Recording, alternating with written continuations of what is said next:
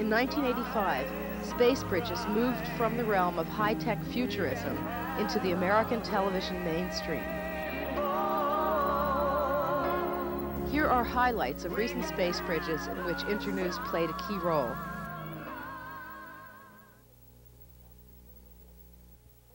This is the CBS Evening News. Bob Schieffer reporting. And what was billed as the first television program to originate from 5 continents was broadcast today. The satellite lash-up was one of the most complicated ever assembled, but the message was simple: make war obsolete. Ned Potter reports. The sound of a sitar in New Delhi, a children's choir in Buenos Aires, and applause from San Francisco, all mixed into a 5-continent television production in the name of world peace. There is no cure for the effects of nuclear war. The only remedy is prevention.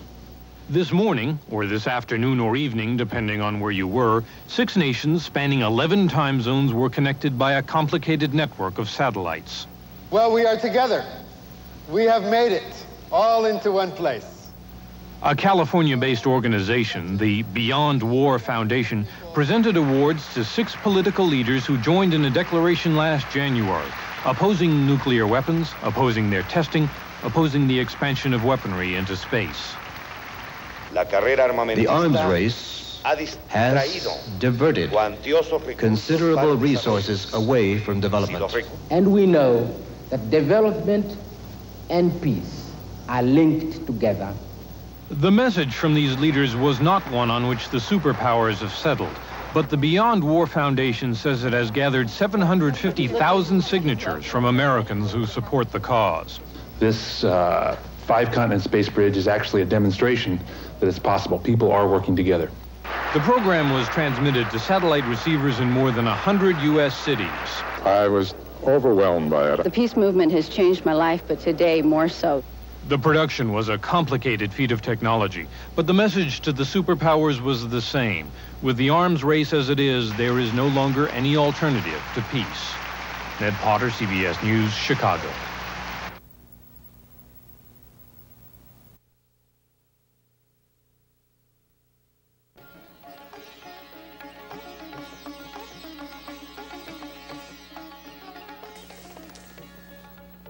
Our 6-nation initiative has, I believe, evoked a ready response from people throughout the world.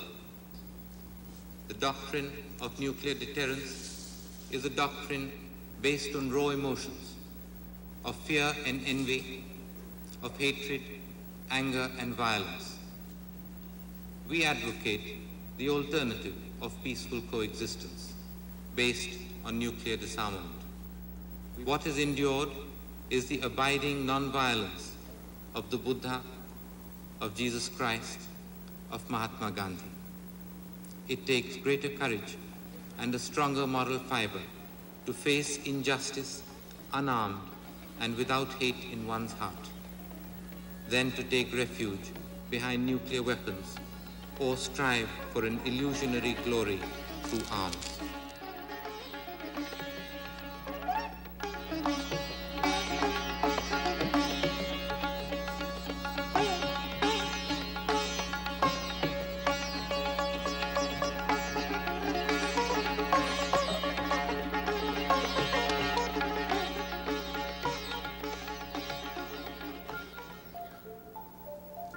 To reach Tanzania and Greece, the picture is sent up to a satellite over the Pacific Ocean. Now look to the right of your screen, where you'll see it come down to the Philippine Islands. Then it goes back up to still another satellite over the Indian Ocean, then down to Greece and Tanzania.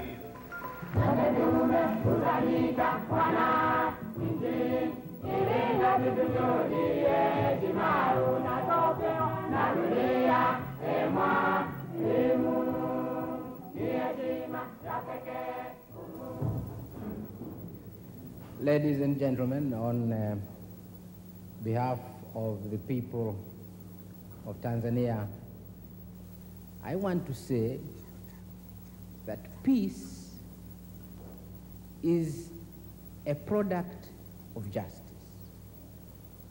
You cannot work for peace in the world if you are not at the same time working for justice. And we know that development and peace are linked together.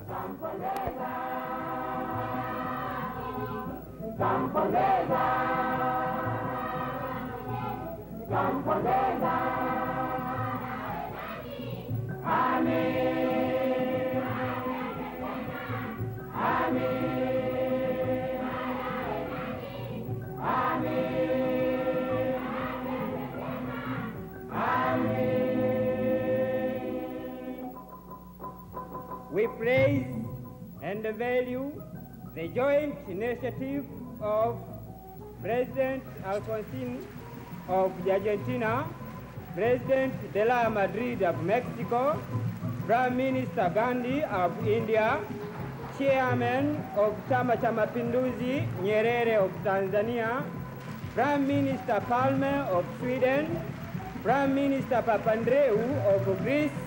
May God bless you all.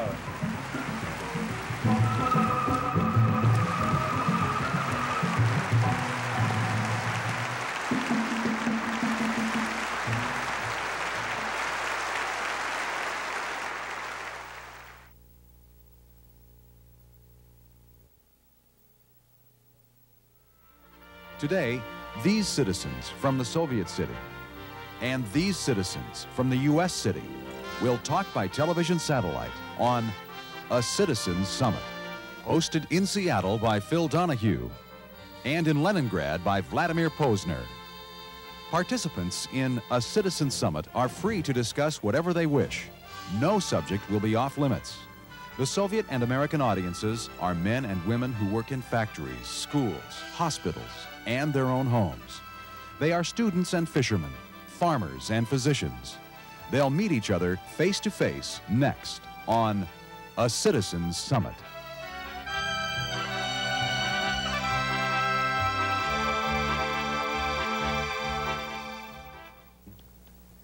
You should know that there's a good deal of skepticism in the United States about the integrity of the statements that you will make. Not a few Americans believe that you are not really able to speak from your soul for fear of reprisal from Soviet government authorities. There are even some people in this country who feel that you will all serve as mouthpieces for the official party line, because to do otherwise might earn you a visit to a psychiatric hospital or perhaps a prison.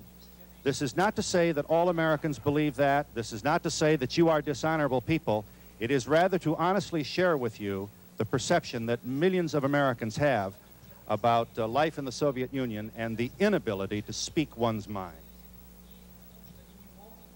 Lev Yakovlev, я преподаватель. I'm a teacher, my name is Lev Yakovlev. Everyone, in fact, broke out in laughter when they said we might end up in a psychiatric hospital.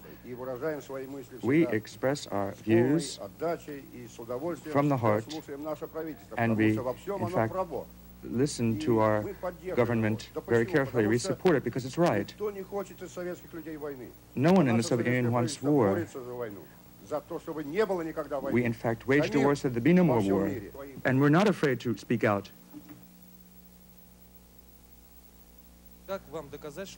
How can we show you that we are not all from the Secret Service here, and that we'll all go to the psychiatric ward? Perhaps this is the practice of another country you know of, but this is not the practice in our country. We don't have this. I'm also a teacher in a normal school, and I asked my children when I was preparing for this meeting, what would you like to know? Of course, they had difficulties because they know your country very well, and none of them at all thought that you couldn't say what you thought. Why do you think that about us? Well, if that's the case, then I'd like to ask the questioner, what is the city of Gorky, and what is it used for? This man implies that Gorky is a place to which critics of the Soviet system are sent including Andrei Sakharov. Well, the name of Sakharov and of others sometimes enter our newspapers, and I think that he has slandered the Soviet Union. These are my words. My own view is that he is a traitor, and a traitor should not be treated liberally, but as he deserves. This addresses a fundamental difference in our societies, because we can have healthful protest without fear of reprisal from government authorities. And our feeling is that you do not. Unlike America, we have laws in the Soviet Union which in fact forbid propaganda of war and hatred for the peoples. And since 1917, peace with all peoples. And Sakharov has even encouraged you to begin a war against us. And our government sent him where there are no foreign consulates, so he could not use these against the Soviet Union for anti-Soviet propaganda, against me. Freedom of speech is wonderful. Freedom of speech is a great thing. But if nobody listens to that speech, then what use is its freedom? We don't get the feeling that your protests against the policy of militarization, against Star Wars, we don't feel that your protests really result in serious reaction on the part of your government. I think that your government listens, but it doesn't hear. I came here today because I was asked to because of my occupation. I'm a fisherman in Alaska, and I got a chance to meet some of your Russian fishermen up there in Dutch Harbor. I wish this wouldn't be all so political and we could get to know you. I think it's a bad way to start. I wouldn't have come here if I would have known it was going to be this political. I thought I'd get a chance to know more of the Russian people. Might I inquire about your perceptions of Americans, not America as a political institution, but what do you feel about us? What do you think about us? What do you think about our lives? You've answered before. Let's have people who haven't answered before. It seems to me that you're really very nice people, and we're nice people too. And we really want to be friends with you as much as you do with us. We extend our hands to you, and we'd like to see a lot more friendship, understanding, and trust. We'd like to see a lot of trust. We are not enemies. I'd like to ask a question. A great deal has been said here regarding the Soviet Union, and it's clear that the idea the American public has of our life is not totally in keeping with reality. I would like to ask whether in the audience there's anybody who's been to the Soviet Union, and what was the relationship between your idea of the Soviet Union before and after your trip? I think that an answer to that would really give a genuine answer to the questions that have been raised here. Have you been to the Soviet Union? I just got back about a month ago, and we were in Leningrad, and I was amazed. It was much freer, much more relaxed. We had a marvelous time. It was much better than what we had been prepared for. I'm wearing this uniform in part to protest my own country's mistakes in Vietnam. I'd like to say that we today have a fantasy with violence. We worship a man by the name of Sylvester Stallone who impersonated someone like me who actually wore this uniform in Vietnam. But I know the reality of war. 22 million Russian people died in World War II, and my dream is that someday Vietnam veterans who were deeply affected by the war and who know how wrong it was, and will be able someday to get together with Afghanistan veterans from your society. Yes, you two men wearing that uniform, sitting there in that audience in Leningrad, will be able to get together with you and be able to talk about how wrong war is and how futile it is. And it will be the burden of the Afghanistan veteran and Vietnam veterans to spread to the rest of our two respective societies the futility and wrongness of war. Thank you.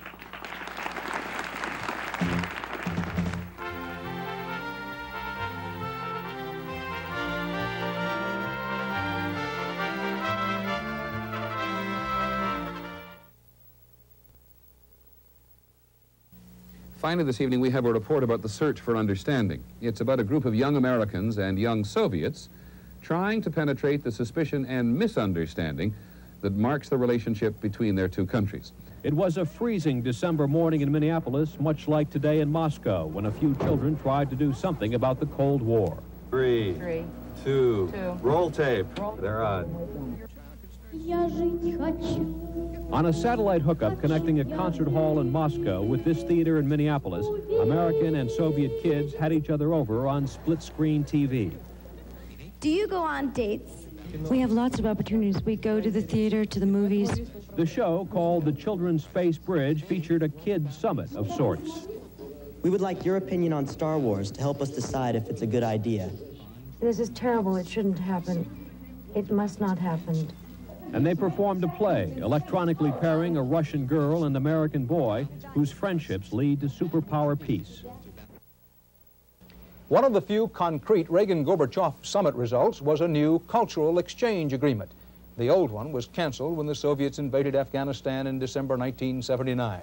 Fast forward to today, December 1985. Karen Boris reports some American kids and some Soviet kids tried to overcome the distance of miles, but couldn't get over all the hurdles of ideology in a cultural exchange by satellite beam. The girl singing in Moscow and the boy singing in Minneapolis reached out, slipped just a little, and seemed to hold hands while half a world apart. The technical work was old hat for television, but the cast caused comment. We may not be able to talk to each other too much about arms control, but certainly in doing television and stage plays and musicals, I think there's a hell of a lot we got in common. Today's satellite connection between the United States and the Soviet Union, 18 months in the making, marks the first physical example of cultural cooperation between the two countries since the signing of the exchange agreement in Geneva. The idea was born in the backseat of a Moscow taxicab, the brainchild of an American in the Soviet Union to produce a play. The Russians, at first slow to go along, in the end allowed the Americans to write the script. They're trusting us, and I think that's really what we're dealing with here is trust. Wonderful. They're singing together. It's fantastic. The Russians played slick and glib to an American television audience, a rare chance for them to be seen in a peaceful light. In the end, the waves goodbye were beamed across the heavens and home, with giggles at how very simple it is to raise a hand in friendship. Karen Boris, CBS News, Minneapolis. Stand by to set levels on the Moscow receive. Yes, we're working on him. We're going to get him the right size. Oh, no! Oh, no! He's playing the C. I'm playing the piano. You guys got to try to stretch out to those guys. Looks great. What a neat shot. You want us to check your audio?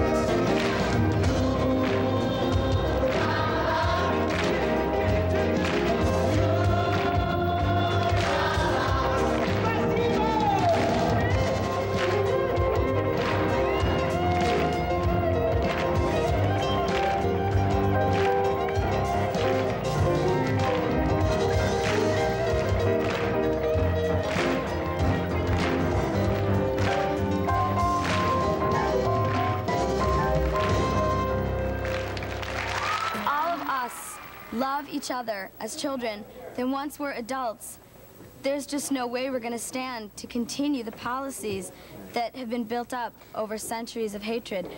It's about time we start to face it. We can't make it here on our own. It's about time we start to listen to the voices in the wind. It's about time, it's about changes, it's about time. To realize again, you know, we are all the same. What we want is the same for ourselves and for each other. And it's not impossible.